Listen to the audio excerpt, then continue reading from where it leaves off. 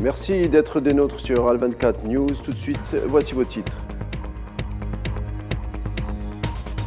Maroc, démarche contre la vie chère agrémentée de slogans mêlant des messages plus politiques dénonçant la corruption et la normalisation avec l'entité sioniste scélérate.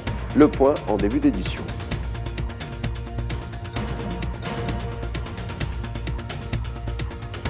Le sommet de la CEDEAO prend fin, des conclusions consignées comme la mise en place d'une force régionale ouest-africaine ou encore la décision de sanction à l'endroit du Mali suite à l'affaire des mercenaires ivoiriens emprisonnés depuis juillet dernier. On en parle dans un court moment.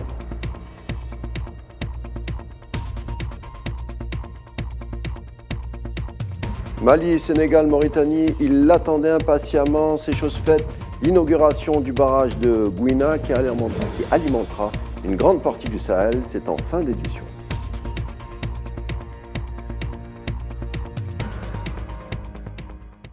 Premier titre du jour, direction le Maroc avec un mouvement social en surchauffe contre la hausse des prix. Des milliers de personnes ont manifesté à Rabat à l'appel du Front social marocain, une organisation qui fédère des partis politiques et des organisations syndicales. Inflation, corruption, répression et slogans davantage politiques comme la normalisation des relations avec l'hydre sioniste Neila et Hamouda.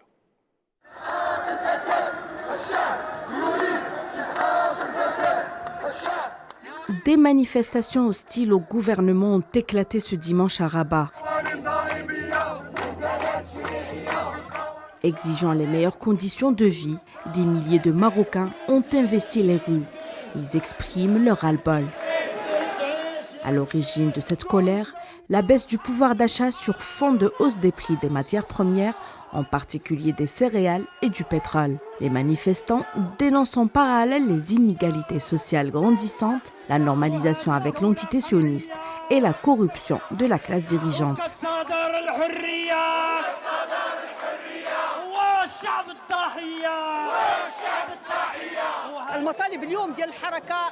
Les revendications d'aujourd'hui du mouvement social marocain et tous les mouvements démocratiques en général demandent à l'État marocain de respecter ses obligations dans les domaines social, économique, culturel, environnemental ainsi que politique et civil.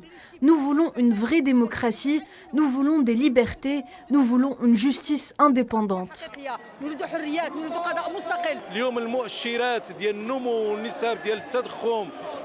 Aujourd'hui, les indicateurs de croissance et les taux d'inflation que connaît notre pays ont conduit à plus de pauvreté, plus de marginalisation et à une baisse du pouvoir d'achat. Nous sommes venus ici aujourd'hui pour élever nos voix et demander à l'État de réviser ses politiques publiques.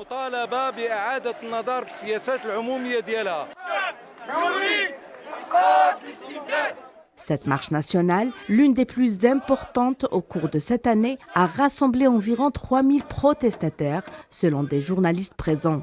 La grogne populaire ne semble pas faiblir, une grogne exacerbée par les mesures aux répercussions sociales désastreuses prises par le gouvernement Aziz Arnouch.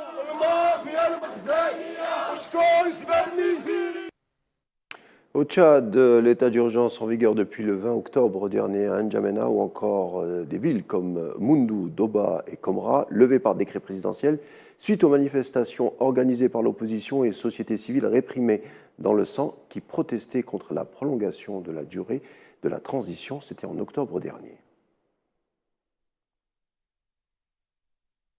Et justement, on va tout de suite retrouver notre invité en direct de N'Djamena, le politologue Yamingue Bitimbaye, pour mieux nous expliquer la situation. Bonsoir.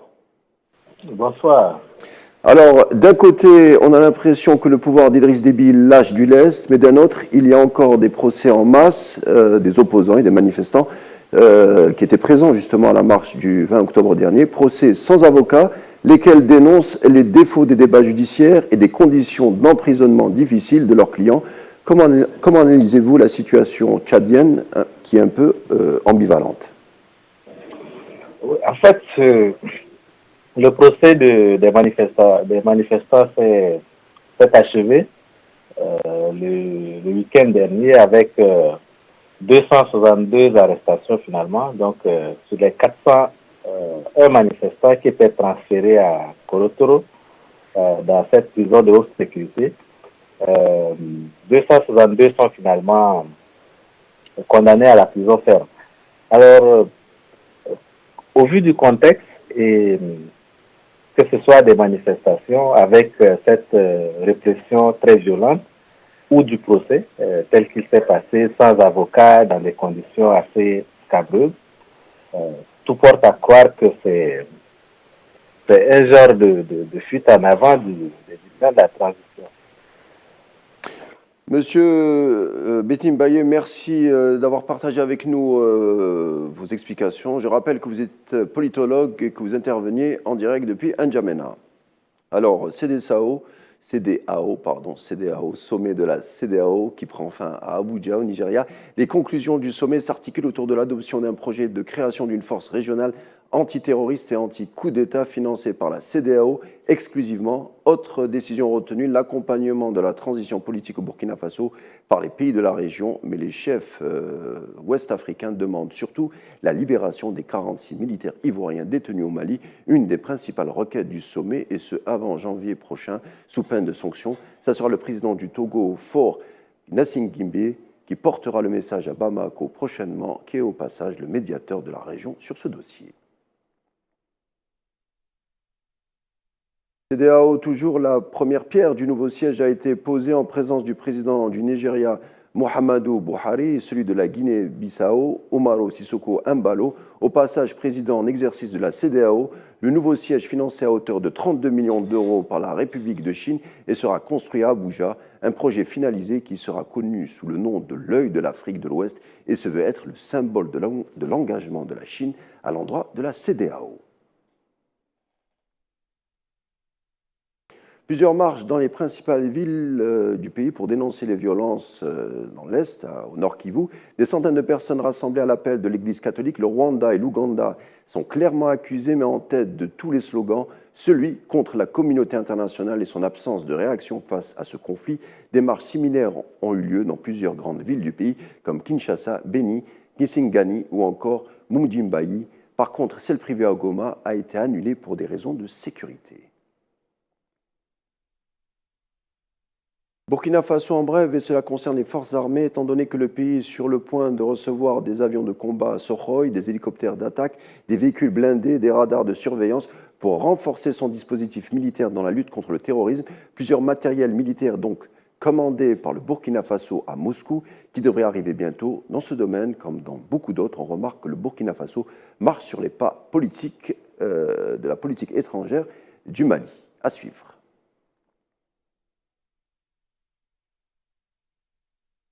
Et c'est un projet attendu depuis plusieurs années au Sahel. C'est désormais chose faite. L'inauguration du barrage de Gouina au Mali, à 45 km de la ville de Kay, à l'ouest de la contrée. Événement phare pour le Mali, le Sénégal et la Mauritanie, qui pourront par ce biais se fournir en électricité. Encore un projet construit par une entreprise chinoise et financé par une banque chinoise à hauteur de 80%.